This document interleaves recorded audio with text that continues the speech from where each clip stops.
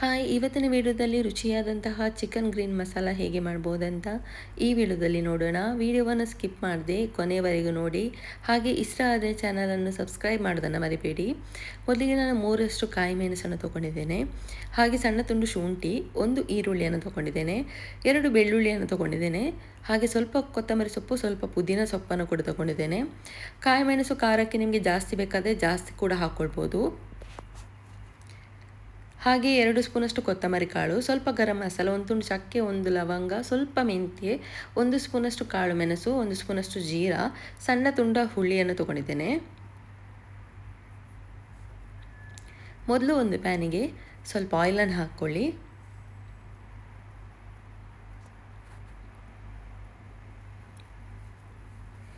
ಎಣ್ಣೆ ಸ್ವಲ್ಪ ಬಿಸಿಯಾದ ನಂತರ ಇದಕ್ಕೆ ನಾವು ಕೊತ್ತಂಬರಿ ಕಾಳನ್ನು ಹಾಕೋಣ. ಗ್ಯಾಸ್ ಫ್ಲೇಮನ್ನು ಸ್ಲೋ ಆಗಿ ಇಟ್ಟು ಫ್ರೈ ಮಾಡ್ಕೊಳ್ಳಿ. ಈಗ ಕಾಳು ಮೆಣಸನ್ನು ಹಾಕ್ತಿದ್ದೇನೆ, ಹಾಗೆ ಜೀರವನ್ನು ಕೂಡ, ಹಾಗೆ ಗರಂ ಮಸಾಲ, ಹಾಗೆ ಮೆಂತ್ಯನೂ ಕೂಡ ಹಾಕ್ಕೊಡ್ತಿದ್ದೇನೆ. ಈಗ ಇದನ್ನು 1-2 ನಿಮಿಷ ಚೆನ್ನಾಗಿ ಫ್ರೈ ಮಾಡ್ಕೊಳ್ಳಿ. ನಂತರ ಇದಕ್ಕೆ ಒಂದು ಕಟ್ ಮಾಡಿದಂಥ ಈರುಳ್ಳಿಯನ್ನು ಹಾಕ್ತಿದ್ದೇನೆ. ಈರುಳ್ಳಿಯನ್ನು ಈ ರೀತಿ ಸಣ್ಣದಾಗಿ ಕಟ್ ಮಾಡಿ ಹಾಕೋದ್ರಿಂದ ಫ್ರೈ ಮಾಡಲಿಕ್ಕೆ ಈಸಿಯಾಗಿ ಆಗುತ್ತೆ. ಹಾಗೆ ಈ ಚಿಕನ್ ಗ್ರೀನ್ ಮಸಾಲ ಜೊತೆಗೆ ಗೀ ರೈಸ್ ಮಾಡಿದರೆ ತುಂಬ ಟೇಸ್ಟಿಯಾಗಿ ಆಗುತ್ತೆ.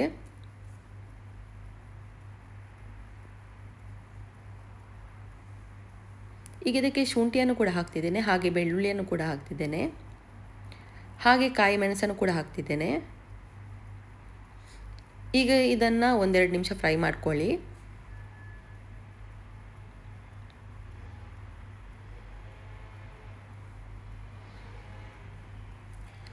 ಈರುಳ್ಳಿ ಸಾಫ್ಟ್ ಆಗುವವರೆಗೂ ಫ್ರೈ ಮಾಡ್ಕೊಳ್ಳಿ.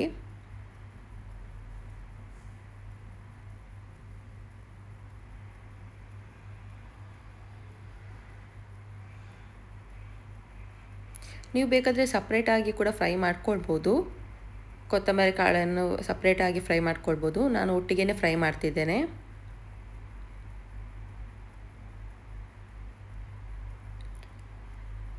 ಈಗ ಇದಕ್ಕೆ ಕೊತ್ತಂಬರಿ ಸೊಪ್ಪು ಹಾಗೆ ಪುದೀನ ಸೊಪ್ಪನ್ನು ಹಾಕ್ತಿದ್ದೇನೆ. ಇದನ್ನು ಹಾಕಿ ಇದು ಬಾಡೋವರೆಗೂ ಸ್ವಲ್ಪ ಫ್ರೈ ಮಾಡ್ಕೊಳ್ಳಿ.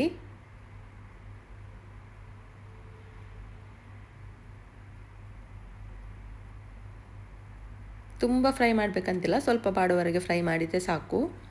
ನೋಡ್ಬೋದು, ಈ ರೀತಿಯಲ್ಲಿ ಫ್ರೈ ಆಗಬೇಕು. ಇಷ್ಟ ಆದರೆ ಸಾಕು. ಇದನ್ನೀಗ ಒಂದು ಮಿಕ್ಸಿ ಜಾರಿಗೆ ಹಾಕಿ.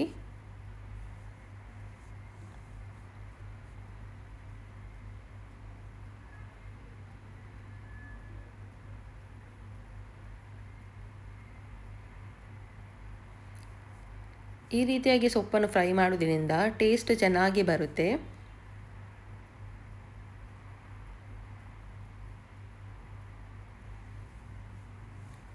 ಈಗ ಇದಕ್ಕೇನೆ 1 ತುಂಡು ಹುಳಿಯನ್ನು ಕೂಡ ಹಾಕ್ಕೊಳ್ಳಿ. ಆಗ ತೋರಿಸಿದಂತಹ ಹುಳಿಯನ್ನು, ಸಣ್ಣ ತುಂಡು ಹುಳಿಯನ್ನು ಹಾಕ್ಕೊಳ್ಳಿ. ಹಾಗೆ ಸ್ವಲ್ಪ ನೀರನ್ನು ಹಾಕಿ ಗ್ರೈಂಡ್ ಮಾಡಿ ತನ್ನಿ. ತುಂಬ ನೀರು ಮಾಡಲಿಕ್ಕೆ ಹೋಗಬೇಡಿ. ಮಸಾಲ ಸ್ವಲ್ಪ ದಪ್ಪ ಆಗಿರಲಿ, ತುಂಬ ನೀರು ಮಾಡಲಿಕ್ಕೆ ಇಲ್ಲ.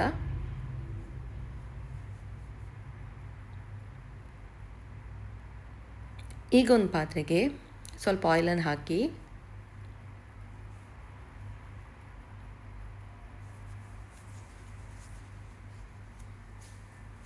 ಇದಕ್ಕೆ ನಾನೀಗ 1 ಈರುಳ್ಳಿಯನ್ನು ಹಾಕ್ತಿದ್ದೇನೆ. ಮೊದಲಿಗೆ ಫ್ರೈ ಮಾಡುವಾಗ 1 ಈರುಳ್ಳಿಯನ್ನು ಹಾಕಿದ್ದೇನೆ. ಈಗ ಇದಕ್ಕೆ ಕೂಡ 1 ಈರುಳ್ಳಿಯನ್ನು ಹಾಕ್ತಿದ್ದೇನೆ. ಈರುಳ್ಳಿ ಹಾಗೆ 1 ಟೊಮೆಟೊವನ್ನು ಕೂಡ ಇದಕ್ಕೆ ಕಟ್ ಮಾಡಿ ಹಾಕ್ತಿದ್ದೇನೆ. ನೋಡ್ಬೋದು, ಈ ರೀತಿಯಾಗಿ ಸಣ್ಣದಾಗಿ ಕಟ್ ಮಾಡಿ ಹಾಕ್ಕೊಳ್ಳಿ.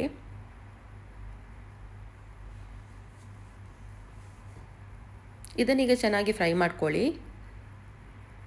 ಈರುಳ್ಳಿ ಹಾಗೆ ಟೊಮೆಟೊ ಸಾಫ್ಟ್ ಆಗುವವರೆಗೂ ಫ್ರೈ ಮಾಡಿದರೆ ಸಾಕು.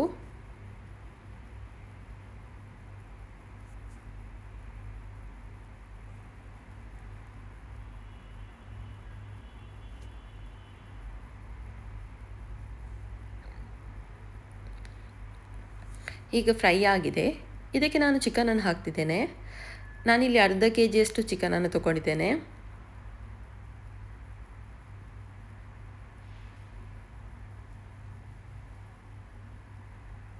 ನೀವು ಬೇಕಾದರೆ 1 kg ಚಿಕನಿಗೆ ಕೂಡ ಈ ಮಸಾಲವನ್ನು ಮಾಡ್ಕೊಳ್ಬೋದು. ಈಗ ಇದಕ್ಕೆ ನಾನು ಸ್ವಲ್ಪ ಅರಿಶಿನವನ್ನು ಹಾಕ್ತಿದ್ದೇನೆ, ಅರಿಶಿನ ಪುಡಿ. ಹಾಗೆ ಸ್ವಲ್ಪ ಉಪ್ಪನ್ನು ಕೂಡ ಹಾಕ್ತಿದ್ದೇನೆ. ಉಪ್ಪನ್ನೀಗ ಸ್ವಲ್ಪವೇ ಹಾಕ್ಕೊಳ್ಳಿ, ಮತ್ತು ನೋಡ್ಕೊಂಡು ಹಾಕ್ಕೊಳ್ಬೋದು. ಈಗ ಚೆನ್ನಾಗಿ ಮಿಕ್ಸ್ ಮಾಡಿ ಸ್ವಲ್ಪ ನೀರನ್ನು ಹಾಕಿ ಇದನ್ನು ಬೇಯಲಿಕ್ಕೆ ಇಡಿ. ಒಂದು 5 ರಿಂದ 10 ನಿಮಿಷ ಬೇಕು ಇದು ಬೇಯಲಿಕ್ಕೆ. ಈಗ ಚಿಕನ್ ಚೆನ್ನಾಗಿ ಬೆಂದಿದೆ. ಇದಕ್ಕೀಗ ನಾವು ಗ್ರೈಂಡ್ ಮಾಡಿಟ್ಟಂತಹ ಮಸಾಲೆಯನ್ನು ಹಾಕೋಣ. ಹಾಗೆ ನೀರನ್ನು ನೋಡ್ಕೊಂಡು ಹಾಕ್ಕೊಳ್ಳಿ, ಜಾರ್ ತೊಳೆದ ನೀರನ್ನು ಕೂಡ ಹಾಕ್ಕೊಳ್ಳಿ. ಈಗ ಮೇಯ್ನಾಗಿ ಇದಕ್ಕೆ ನಾವು ಬಟಾಟೆಯನ್ನು ಕಟ್ ಮಾಡಿ ಹಾಕ್ತಿದ್ದೇವೆ. ಬಟಾಟೆಯನ್ನು ನಾನು ಬೇಯಿಸಿ ಇಟ್ಕೊಂಡಿದ್ದೆ, ಒಂದು ಬಟಾಟೆಯನ್ನು, ಅದನ್ನು ಇದಕ್ಕೆ ಹಾಕ್ತಿದ್ದೇನೆ. ಈ ಬಟಾಟೆ ಹಾಕೋದ್ರಿಂದ ರುಚಿ ಚೆನ್ನಾಗಿ ಬರುತ್ತೆ. ಬಟಾಟೆ ಹಾಕೋದು ಇಷ್ಟ ಆಗೋದಿಲ್ಲ ಅಂದರೆ ಸ್ಕಿಪ್ ಮಾಡ್ಬೋದು, ಆದರೆ ಬಟಾಟೆ ಹಾಕಿದರೆ ಟೇಸ್ಟು ಚೆನ್ನಾಗಿರುತ್ತೆ. ಇದು ಬೇಯಿಸಿದಂಥ ಬಟಾಟೆ.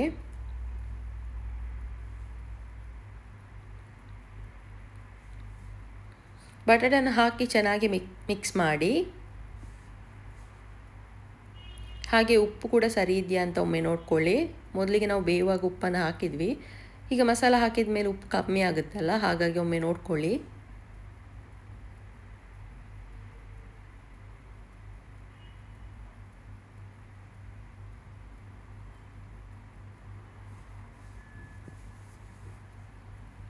ಈಗ ಚೆನ್ನಾಗಿ ಮಿಕ್ಸ್ ಮಾಡಿ ಒಂದು ಒಳ್ಳೆ ಕುದಿ ಬರಲಿಕ್ಕೆ ಬಿಡಿ. ಇದನ್ನು ನೋಡ್ಬೋದು. ಈಗ ರುಚಿಯಾದಂತಹ ಚಿಕನ್ ಗ್ರೀನ್ ಮಸಾಲ ರೆಡಿಯಾಗಿದೆ. ಇದನ್ನು ಗೀ ರೈಸ್ ಜೊತೆಗೆ ತಿಂದರೆ ತುಂಬ ಟೇಸ್ಟಿಯಾಗಿರುತ್ತೆ.